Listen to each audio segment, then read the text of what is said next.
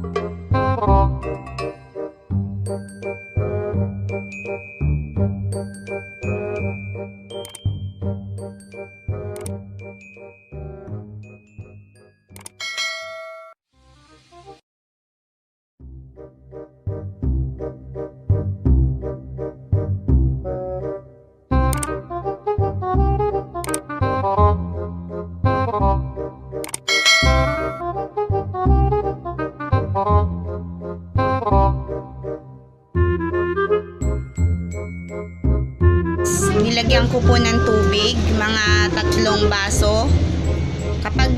Tapos pakukuluin po natin yan, guys.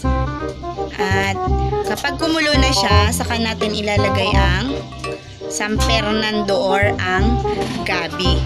Guys, kukulo na po ang tubig.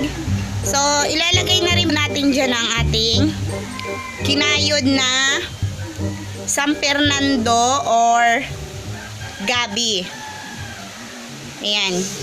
Yung gabi po kasi dito, guys, sa Bicol ay ang tawag ay San Fernando. So sa Maynila, ang tawag naman sa San Fernando ay gabi. Yung laman ng gabi. So ayan, guys, yung kinayod ko po kanina na laman ng San Fernando or gabi, ilalagay na po natin dyan sa kumukulong tubig na yan. So, unti-unti ko pong ilalagay dyan kasi mainit. Dahan-dahan po nating ilapat. And guys, nailagay ko na po sa mainit na kumulong tubig o sa kumukulong tubig. Naisalang ko na po ang kinayod na San Fernando. Tatakpan na po natin yan. At hintayin po natin ulit na kumulo. Ayan. At pagkatapos Pagkatapos po niyan guys, ilalagay na natin dyan ang lipotok. So, mga 5 minutes or ayan, mga 5 minutes, sakto na yan. Mga 5 minutes natin siyang pakukuluin sa tubig. Guys, tinakpan ko na.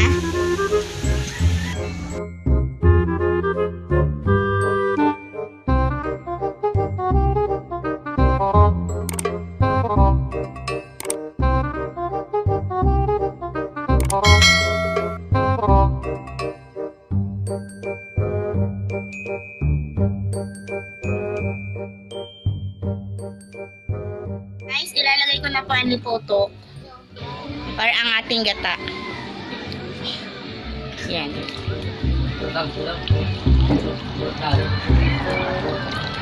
Yan.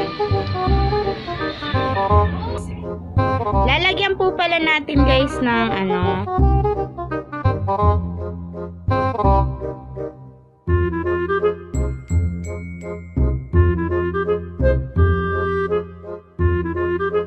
guys, ilalagay ko na po ang lipotok para ang ating gata.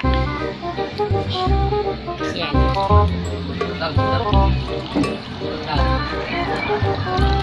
Yan. Lalagyan po pala natin guys ng ng kunting asin. Ayan. Bakit? Bakit ko lang ng kunting asin? Kunting-kunti lang guys. Kasi para hindi siya maumay bang kainin. Alam nyo ba yung salitang maumay? Yung hindi nakakasawa kainin ba? Kahit marami na nakain nyo. So, lalagyan natin ng kunting asin guys. And guys, siguro mga isang ganito. Ayan, nilalagay ko. Isang ganyang asin lang. Tapos, ilalagay guys. Hindi ko po inilahat ang 1/4 na asukal kasi titikman natin kung tama lang ba ang tamis na ating lulutuin. So kasi sa akin kasi gusto ko yung tama lang ang tamis niya. Ayoko ng sobrang matamis. So ayan guys. Nalagay ko na po ang gata. Nalagay ko na rin ang konting asin. At inilagay ko na rin po ang asukal. Yung 1/4 pong asukal ay hindi ko po inilahat. So, kinalahati ko lang siya, guys. So, takpan ko na po ito. Ayan, guys. Nakatakip na siya.